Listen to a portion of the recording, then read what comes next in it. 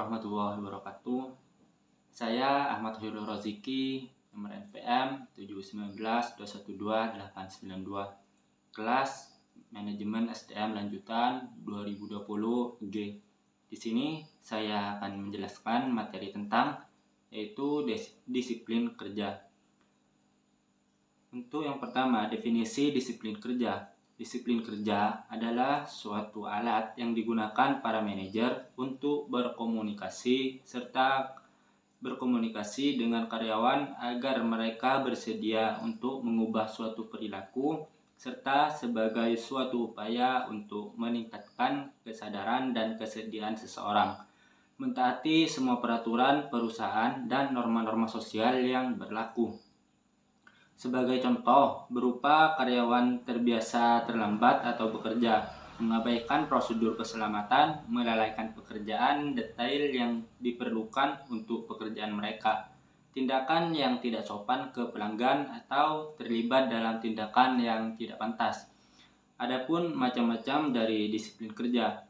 Satu, yaitu disiplin retributif atau retributif disiplin, yaitu berusaha menghukum orang yang berbuat salah, misalkan diberi sanksi atau diberi peringatan. Untuk yang kedua yaitu disiplin korektif, yaitu berusaha membantu karyawan mengoreksi perilakunya yang tidak tepat. Yang ketiga yaitu perspektif hak-hak individu, yaitu berusaha melindungi hak-hak dasar individu selama tindakan-tindakan disipliner. Yang keempat yaitu perspektif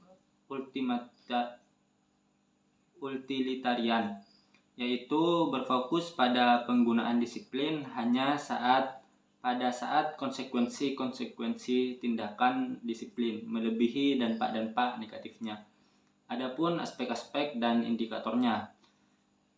Disiplin waktu diartikan sebagai sikap, suatu atau tingkah laku yang menunjukkan ketaatan terhadap jam kerja. Misalkan jika jam masuk kerja jam 8, tentunya karyawan diwajibkan sudah ada di tempat atau sudah standby di perusahaan, yaitu minimal atau maksimal 10 menit sebelum jam masuk. Artinya untuk meminimalisir keterlambatan. Yang kedua yaitu disiplin peraturan maupun tata tertib yang tertulis ataupun tidak tertulis dibuat agar tujuan suatu organisasi dapat dicapai dengan baik. Untuk itu dibutuhkan sikap setia dari karyawan terhadap komitmen yang telah ditetapkan tersebut. Yang ketiga yaitu disiplin tanggung jawab. Salah satu wujud tanggung jawab karyawan adalah penggunaan dan pemeliharaan peralatan. Misalkan jika ada peralatan, salah satu dari peralatan operasional jika mengalami kendala hendaknya ditindaklanjuti atau memberi laporan kepada atasan. Jangan menunggu peralatan tersebut menjadi rusak parah. Serta adanya kesanggupan dalam menghadapi pekerjaan yang menjadi tanggung jawab sebagai seorang karyawan. Faktor-faktor disiplin kerja. 1. Besar kecilnya pemberian kompensasi. Yang kedua, ada tidaknya keteladanan pemimpinan dalam perusahaan. Yang ketiga, ada tidaknya aturan pasti yang dapat dijadikan pegangan. Yang keempat, keberanian pemimpin dalam mengambil tindakan. Yang kelima, ada tidaknya pengawasan pimpinan. Yang keenam, ada tidaknya perhatian kepada karyawan. Yang ketujuh yaitu diciptakan kebiasaan-kebiasaan yang mendukung tegaknya disiplin.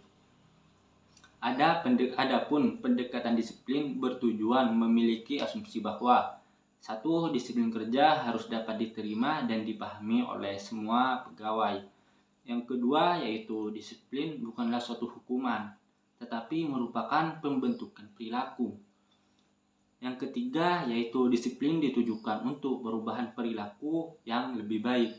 Nah, dari materi atau bab-bab disiplin kerja yang dari tadi saya jelaskan, apabila ada hal yang kurang paham atau yang kurang dimengerti, silahkan tulis di kolom komentar. Pasti saya akan jawab. Itulah yang dapat saya jelaskan. Wabillahi taufiq wal hidayah, waridho wal inayah. Wassalamualaikum warahmatullahi wabarakatuh.